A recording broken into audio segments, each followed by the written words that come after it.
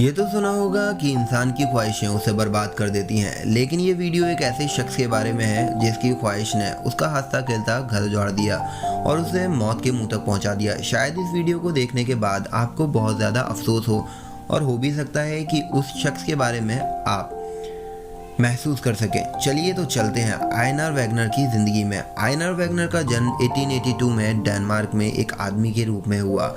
आइनार एक आर्टिस्ट थे और बहुत खूबसूरत पेंटिंग्स पेंट किया करते थे। 1904 में आइनार की शादी गर्डा से हुई। दोनों अपनी जिंदगी में बहुत खुश थे। आइनार गर्डा से बहुत प्यार करता था। गर्डा भी पेशे से एक पेंटर थी, लेकिन उसकी एक ख्वाहिश थी कि वो एक फेमस पेंटर बने।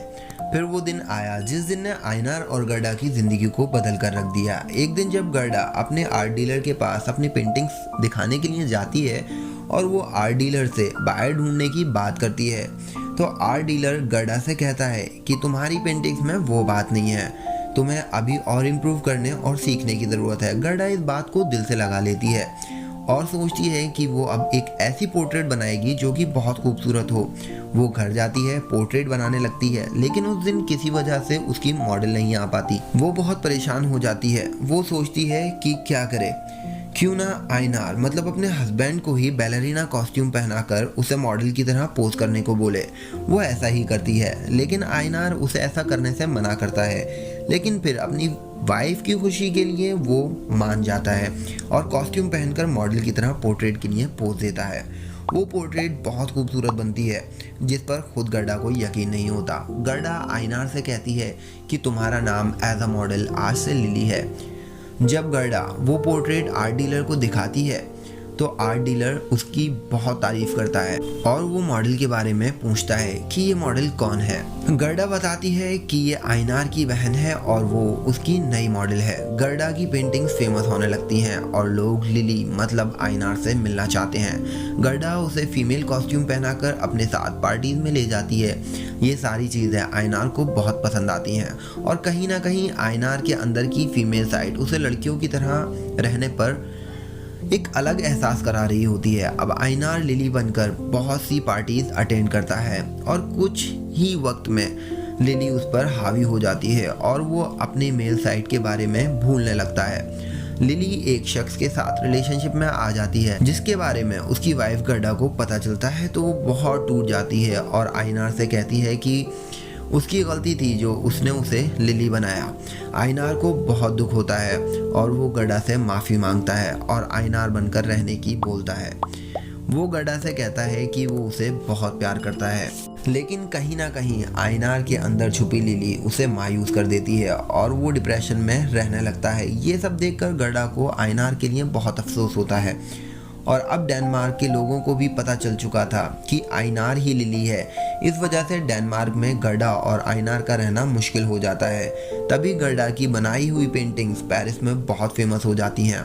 गर्डा आइनार के साथ पेरिस शिफ्ट हो जाती है। गर्डा आइनार की खुशी के लिए उसे पेरिस में लिली बनकर रहने को बोलती है और वो लिली की पेंटिंग्स बनाती है और उसे अपनी फ्रेंड बताकर सबसे इंट्रोड्यूस कराती है। उन दोनों की ज़िंदगी अच्छी गुजर रही होती है, लेकिन तभी लिली को महसूस होता है कि उसकी खुशी कहीं खो गई है। वो सोचती है कि उसके कपड़ों से तो वो एक लड़की है, लेकिन उसका जिस्म एक औरत का नहीं है। यही सोच कि उसकी लड़की बनने की ख्वाहिश कभी पूरी नहीं होगी उसे फिर से डिप्रेशन में ले जाती है। लेकिन उस वक्त ट्रांसजेंडरिज्म का कोई कंसेप्ट नहीं था। बड़ी मुश्किल से लोग होमोसेक्सुअलिटी के बारे में जानते थे।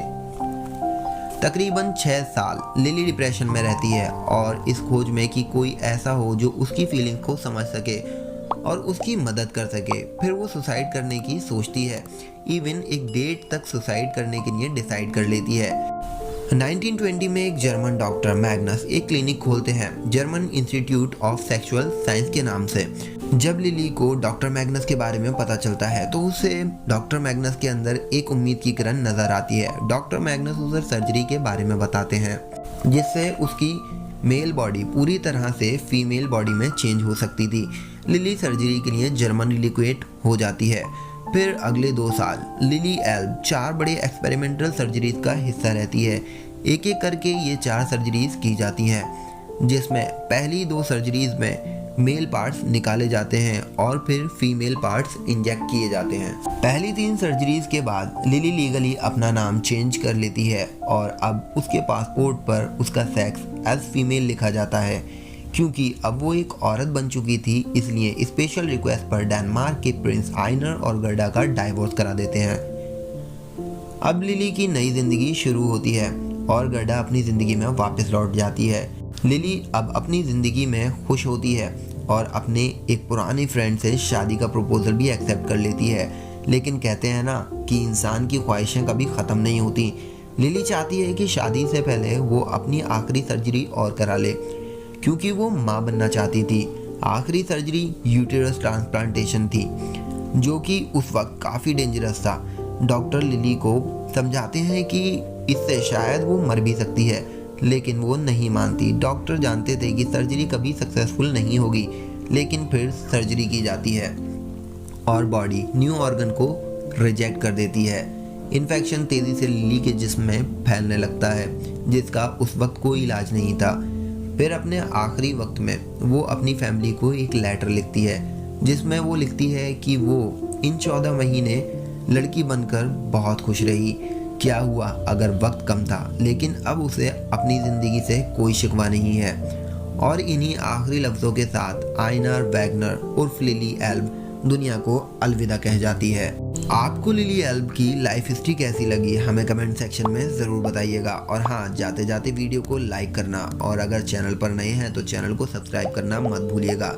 चलिए तो मिलते हैं अगली वीडियो में, तब तक के लिए अपना ख्याल रखिएगा। Thanks for watching.